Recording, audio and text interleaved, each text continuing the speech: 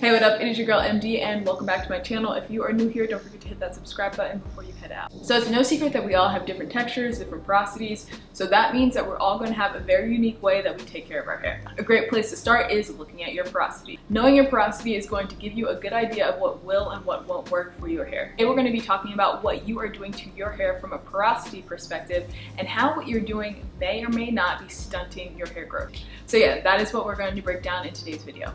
So porosity is your hair's ability to absorb and retain moisture. Okay, so what is low porosity? It means that it's more difficult for your hair to obtain moisture. And this is because of the structure of the cuticle. The cuticle is tightly sealed, it's laid down flat, so it makes it more difficult for the moisture to get in and penetrate the hair, compared to high porosity where the cuticle is very loose. So they're risen, which makes it easier to absorb the moisture.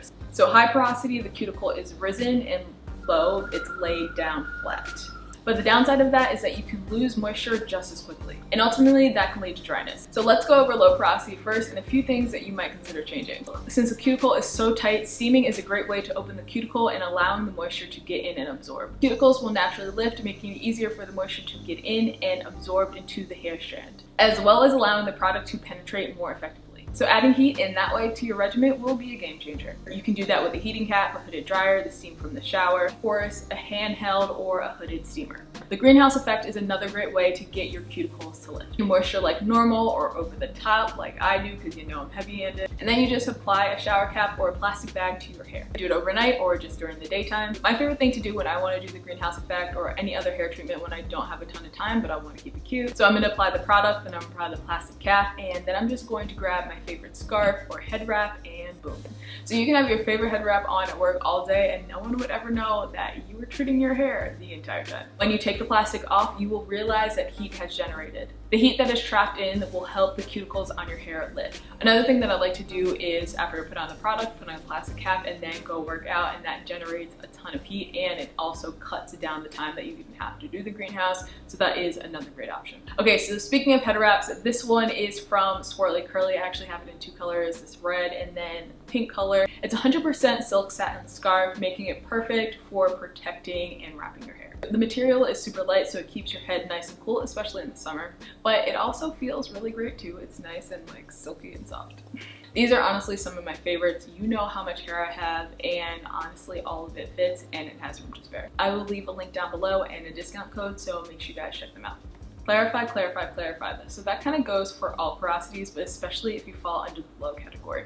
You want to make sure that you do not let product build up on your strands. Typically, low porosity is more prone to a product buildup. This is going to make it even more difficult for moisture and products to penetrate your hair. Products are going to sit on top of your hair if they're not properly absorbed. Even products with silicones and heavy butters and oils might be a lot for low porosity hair. It can build up on your hair quickly. You continue to apply more on top, that can lead to dryness, flaking, and lip curls. Try and use oils that are more lightweight. Get your hands on some clarifying shampoo or even a clay wash and try to stay away from moisturizing shampoos. Make sure you are not skipping deep conditioning or the added heat. Sitting under the dryer is going to allow your hair to absorb moisture. Deep conditioners are designed to be more penetrating than our normal everyday conditioners. Unlike high porosity, low porosity hair is not a big fan of protein, so pay close attention when you're using it. A lot of times it may leave your hair feeling dry and brittle, so it's important to have a good balance of moisturizer and protein. You know what your hair likes and doesn't like, so find a protein that works for you because it is still important to incorporate regular proteins in your regimen. You know how this goes, it's all about trial and error. Herbs and all natural treatments, those are also great alternatives to a protein treatment. So now that we've covered low porosity, let's jump right into high porosity. High porosity and protein treatments kind of go hand in hand. So we know that high porosity hair has gaps in the hair shaft. Unlike low, the cuticle is risen. So using protein is going to help temporarily fill in those gaps. And that is going to provide strength and protection to the hair. Make your hair look fuller, improve elasticity, and reduce breakage. Deep conditioning on a regular basis, this is very similar to low porosity hair. It's going to provide your hair with the nutrients to help give it moisture, increase strength, as well as help smooth down the hair cuticle. Because remember, high porosity hair is risen. Deep conditioners contain ingredients that are going to nurture your hair.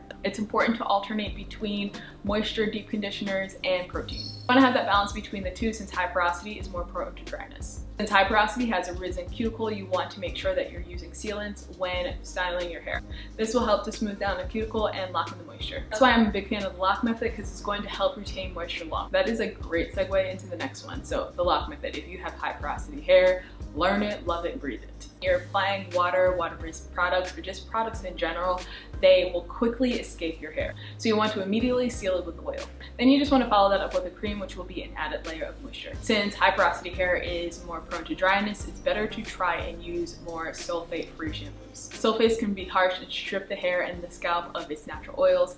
That is why I'm a huge fan and advocate of pre-pooing before shampooing. This way your hair won't be stripped. I can't say that I always practice this step, but yeah, there's facts. So we're working with a cuticle that is open. That means the hair is more prone to tangles. So it's always important to carefully detangle. Make sure you're not detangling dry. Make sure you have a conditioner in your hair and that you're just using proper techniques and proper tools. Okay, last one on the list. Natural oils and butters are going to be your best friend. They create a protective shield around your hair shaft, and that is going to keep the moisture in, but at the same time, it's going to allow the oils to penetrate and do its thing. So I tried to give you guys an equal balance of both.